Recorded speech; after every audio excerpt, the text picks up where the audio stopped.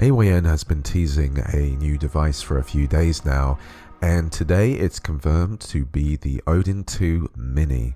Now, not all the details have been revealed, and they'll keep rolling out new details throughout the month, but we know enough now to start talking about it more in depth. They first teased an image of a device that would be 320 grams, which makes it 100 grams lighter than the Odin2 and about 60 grams heavier than the Retroid Pocket 4. Then they announced it would have a mini LED screen. Now, this isn't the same as an OLED screen, but it's much brighter than the Odin2 screen. And then they let us finally see the front of the device, and it is unashamedly inspired by the Vita. And when they finally showed the back, well, not just the indented oval grips are there, but even the transparent shoulder buttons are there too. It is AYN's Vita, and it looks great. Based on the sticks and D-pad, we can get a decent impression of how big the device will be, and it seems like it'll fall comfortably in between a Retroid Pocket 4 and an Odin2, which makes the screen somewhere around 5.5 inches. It's interesting as there have been some complaints from people about the Odin2 being a little large for their hands, and there's a decent amount of people who would gladly buy an upgraded Odin2 with a better screen. Personally, I like having a bigger screen and find the Retroid Pocket 4 a bit too small, but I love the Vita, so I'm optimistic because of how obviously influenced it is by that. And they're making this a screwless design, which is very much like AYN's devices. It seems they want to make this as sleek as possible. I hope that doesn't cause problems in the future when needing to swap or replace any parts. I'd be worried about damaging the shell when trying to open it. I'm actually a little surprised how much effort has gone into this design, and only about 6 months after the Odin2 started shipping. It seems like every part of this device is new besides the sticks and D-pad.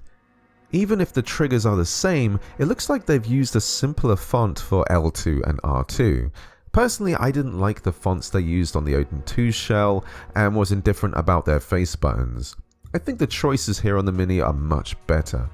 I'm also really glad to see front-facing speakers. It's great to see they're still committing to that. What's sad though is it seems they've ditched the M1 and M2 back buttons from the Odin2. Now, this is a real shame as they are buttons I use a lot in emulation. I hope this is something they'll reconsider, but I think with an announcement seemingly soon that they're pretty final with the design. The last thing we can really gauge right now is looking along the top of the device, where we can see the layout of features is looking similar to the Odin2's, with the power, volume buttons, SD card slot, and what I believe is the mini HDMI out. So I can imagine the USB-C and audio out will remain where they are at the bottom. There's very little left to the imagination now, and I doubt there will be much surprise left in store. I suppose the only thing they could do now is tell us it's actually weaker than the Odin2. Being called the Odin2 Mini, I think it will be as powerful, but even if it was for some reason only a little less powerful, I don't think it would be terrible. The Odin2 is already overkill for a lot of emulation, and seeing a Switch emulation for Android is dead in the water right now, we aren't really in a place of needing devices with more power. I expect there'd be a compromise in the battery life, but even that won't be much of a hit, since the Odin2 already has incredible battery life as it is. As for the price, I'm expecting it to be about the same price as the base model, so about $300. This is because of the new screen and redesign. I think because it's smaller, it won't necessarily make it cheaper, but I think if they priced it at the $250 mark, they'd be hitting such a good sweet spot there. I'd be surprised if they released different models such as a Pro or Max, but I am expecting color options, and I'd love to see what ones they've gone with. I have no idea if we should be expecting an Indiegogo campaign this time, or if they're confident enough to go straight to retail. Obviously, it would be nice to get those early bird prices, but if they don't do a campaign, then that means they're planning to start shipping even sooner than we thought. So what do you think of the Odin2 Mini? I'm actually kind of excited by it. I've said before that I think 2024 is a year where handhelds need to be surprising or offer something a little different, such as Ambernic's new clamshell device coming soon.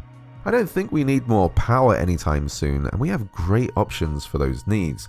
I don't think we're expecting any new emulators anytime soon, so what we'll see more of is optimizations of existing ones. Hopefully we'll have a ton more information by the end of the month, and I'll be here to cover it. In the meantime, you can always join AYN's Discord for updates as they arrive. Thanks for watching. I'll see you in the next one. Bye bye.